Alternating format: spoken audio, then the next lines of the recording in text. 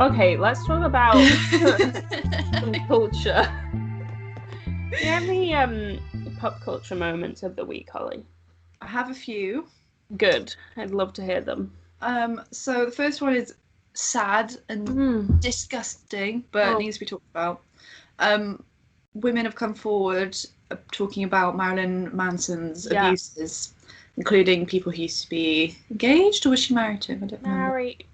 Married. I think people who've been married to him and people who've been engaged will come forward. Yeah.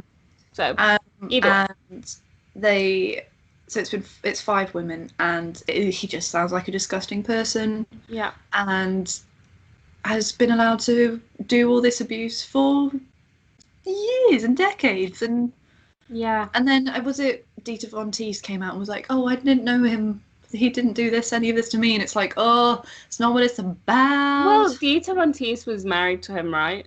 Yeah, And so we see a lot similar in the Army Hammer situation. We see a lot of like, if you're married to them, you're not necessarily seeing this side of them because they're like, I don't know, we've discussed in the past, it's sort of like, I don't know what it's typical behavior of these people that it's like, with my wife, I'm going to be this kind, loving, yeah, typical husband. yeah. But with any woman on the side, I'm going to just be absolutely horrible. So I guess maybe she was just, when she was married to him, that He was was doing it the to other road he people. was taking. But it doesn't mean that Wasn't you shouldn't happening. believe anyone else. Like, so many people have come forward. Yeah, How can you not like think, oh, okay, he didn't do it to me, but yeah. he I probably did believe it them. to, yeah, Yeah. exactly.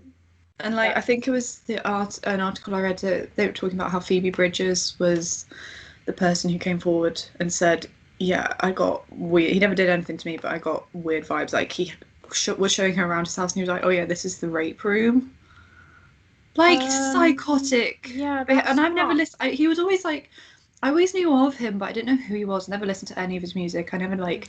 I think he just looked scary. I agree. Yeah, he's a And I scary know that's his man, vibe, but like but it's not actually really our scary. vibe. No, Yeah. I agree. He genuinely just kind of, I don't know. He reminds me a bit of Jeffree Star.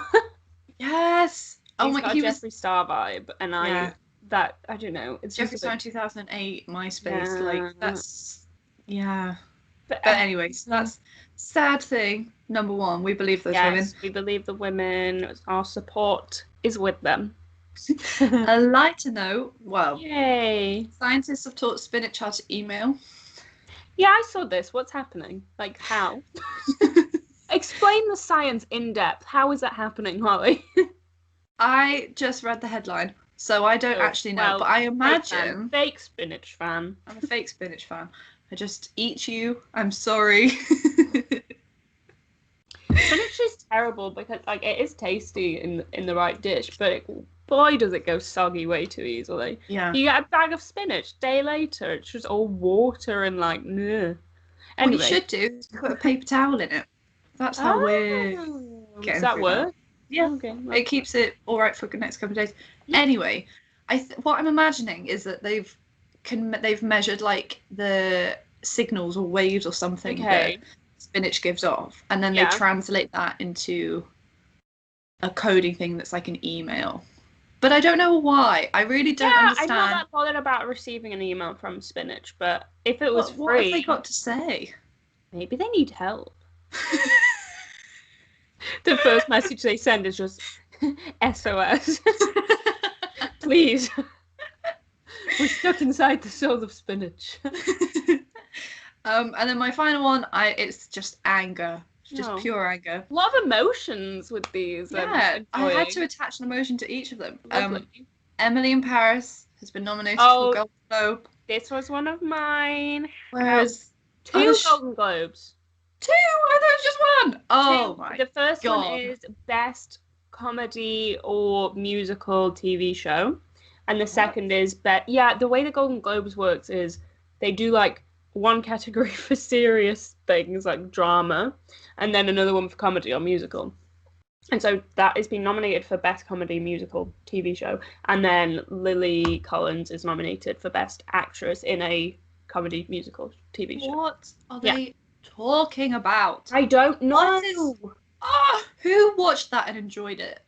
Who? So no, but the thing is, like, some people did watch it and enjoy it, and if that's your like bit of like light television and you enjoy it, that's fine. I'm not taking it away from I you. think we all have bits of television that we watch and we're like, this is terrible, but I enjoy it, and that's fine. It's comfort. But like, even if you think that, there's no way you can think this deserves all the awards when other more like groundbreaking TV shows just were not recognized. Like I May Destroy You. Exactly, which was very like important to a lot of people this year. Yeah. So it doesn't really make sense.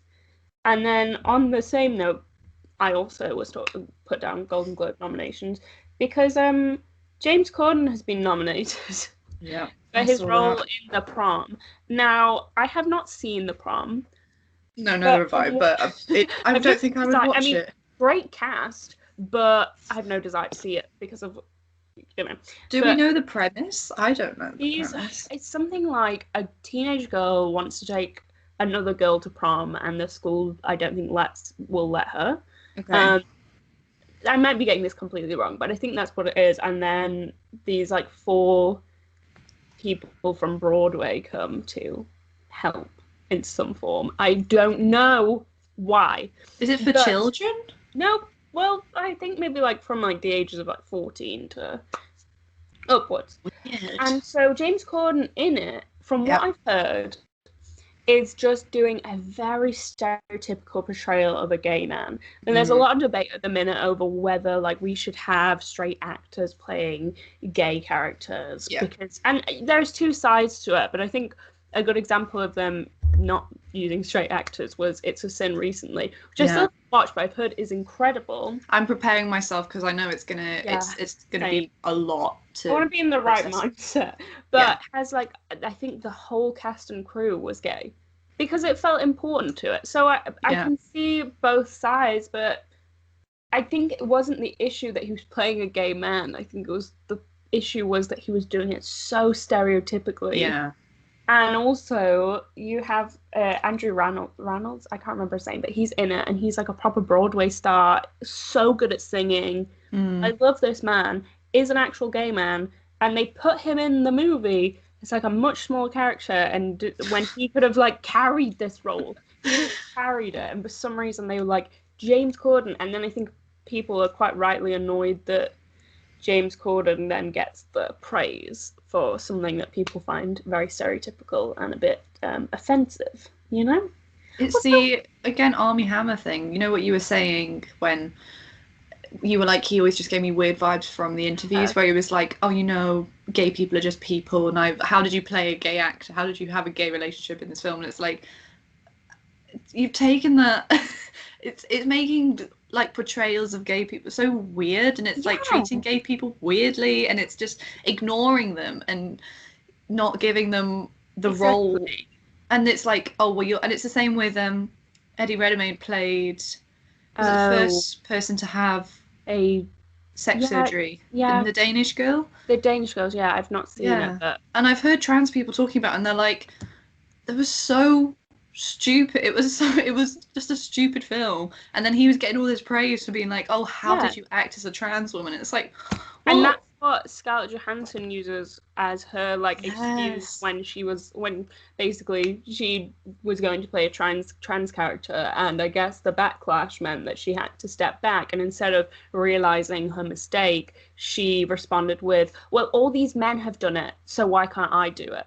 And it's not an issue of people being like, you're a woman, so you can't do it. It's an issue of no, like, give the opportunity to trans actors who are not getting any roles. And then there was, I think Kristen Stewart said recently, she was asked about whether she thought straight actors should play gay characters, and she said it's difficult because then does that mean I can't play straight?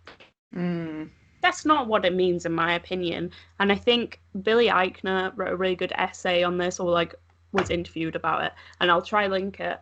And he says like gay actors will come out and get all this praise, but then are not getting roles. They're not casting it, and you're getting like people like James Corden who are getting the roles and are being praised for it, while there's so many just actors who are part of the LGBT community in general who are just not getting roles, and that's why it's unfair. So for now, maybe it would be good to get us on the same wavelength.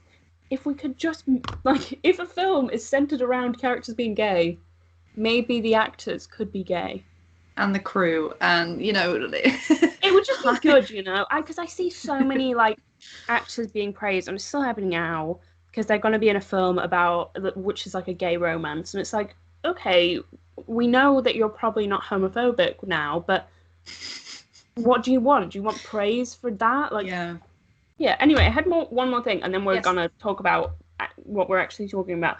Jojo Siwa talked about her girlfriend this week. It was incredible. Oh, she has a girlfriend for one, which we're all very happy about, I'm sure. Very quick.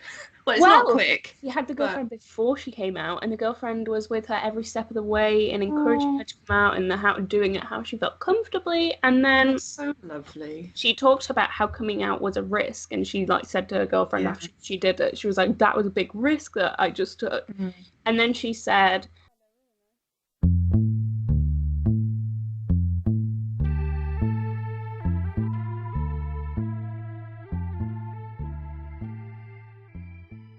that's not what I want if I can't love who I want to love. That's one of the things that's one of the most important things to me.